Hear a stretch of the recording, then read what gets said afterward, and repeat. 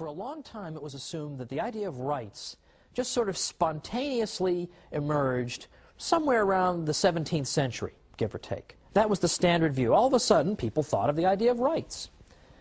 That is no longer a sustainable view. And once again, modern scholars, believe it or not, are coming to the defense of the church and showing that, in fact, the idea of rights is not confined to the 17th century.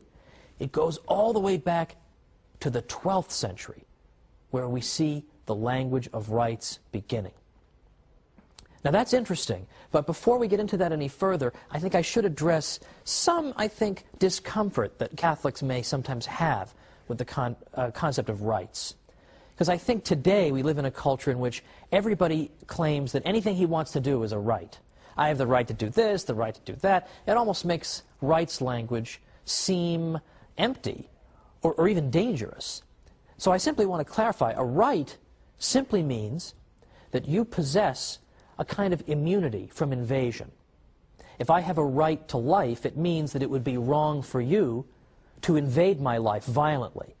That's all that means. It's a kind of immunity I have against aggression. That, in effect, is what a right is. Now, what interests us particularly is the concept of natural rights. A natural right is a right that you have because you're a human being. By nature, you enjoy this right. So a natural right is not given to you by a government. It's something you possess by virtue of being a human being. And it's a good thing that natural rights are not given to you by government, because what governments give, governments can take away.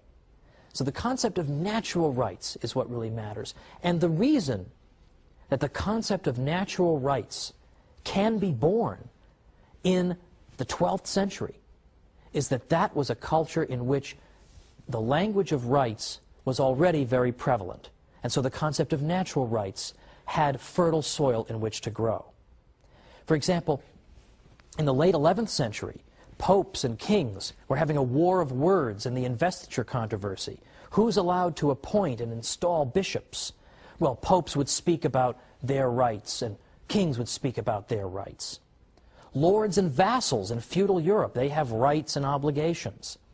Medieval towns had rights against the king. So, in fact, the concept of rights is embedded deeply in the 12th century.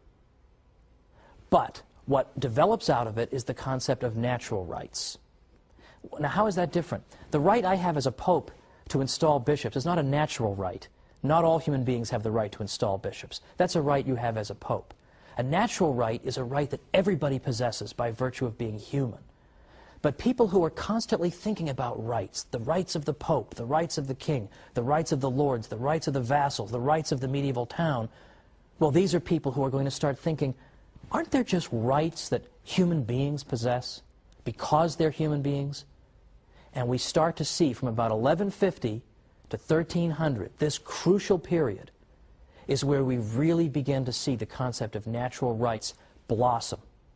So this came out of the heart of the church. This wasn't developed by the church's enemies. The church was way, way ahead of everybody on the concept of rights.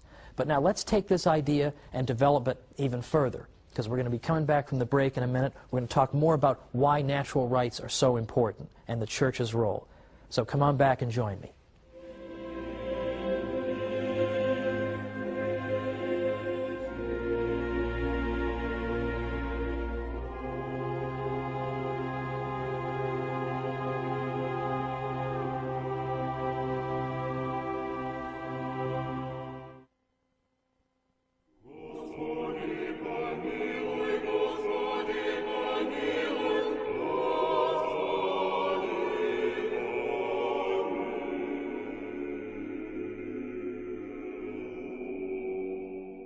Welcome back to the Catholic Church, builder of civilization.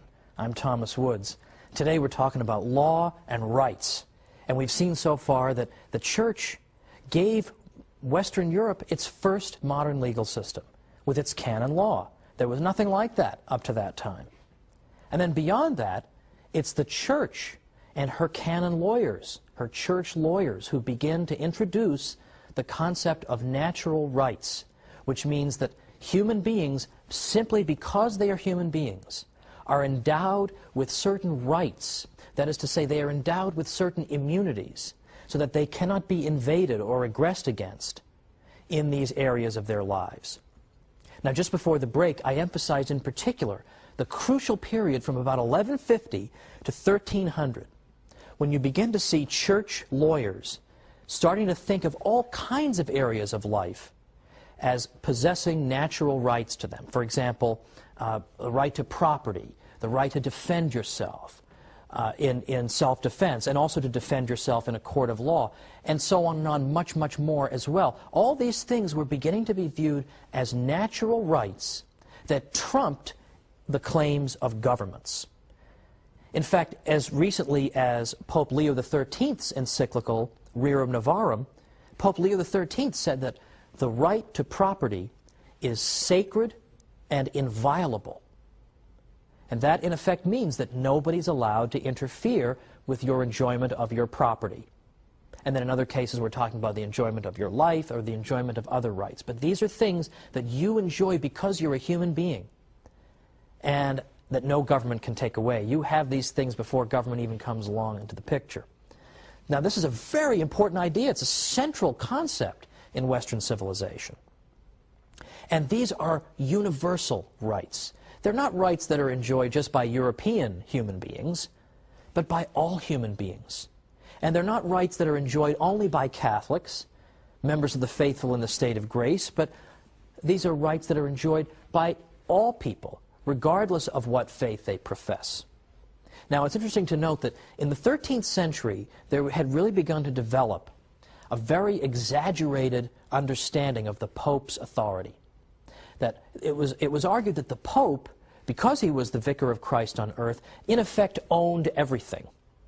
And individuals enjoyed their possessions only because he allowed them to. And in the 13th century, Pope Innocent IV specifically renounced this view and said no. He said ownership, possession, and jurisdiction can belong to non-Catholics as well. Because the original argument was that the Pope owns everything and he lets Catholics enjoy property, but he has the right to deprive others of property.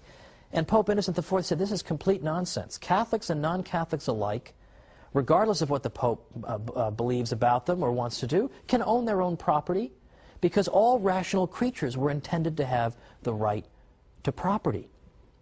So this concept of rights begins to develop over the centuries, beginning with 1150 to 1300, and it reaches its height and its culmination with people we call the late scholastics, people in the 16th and 17th centuries. And in particular, the scholastics who were teaching at Spanish universities, and I mentioned before the University of Salamanca, they taught that not only do Europeans and not only do Catholics have these rights, and not only do non-Europeans and non-Catholics have these rights, but also peoples we've never heard of before. The natives of the New World, we're just meeting for the first time. Those people have the same rights to property and rights to life and rights to self-government that we have in Europe. And that's an astonishing claim, because if you look at the history of the interaction of peoples who are different from each other, you don't really see a whole lot of examples of foreign people saying to each other, oh, you have the same rights I have, because we all have a rational nature and we're made in the image and likeness of God, and so we're all equal and we have natural rights.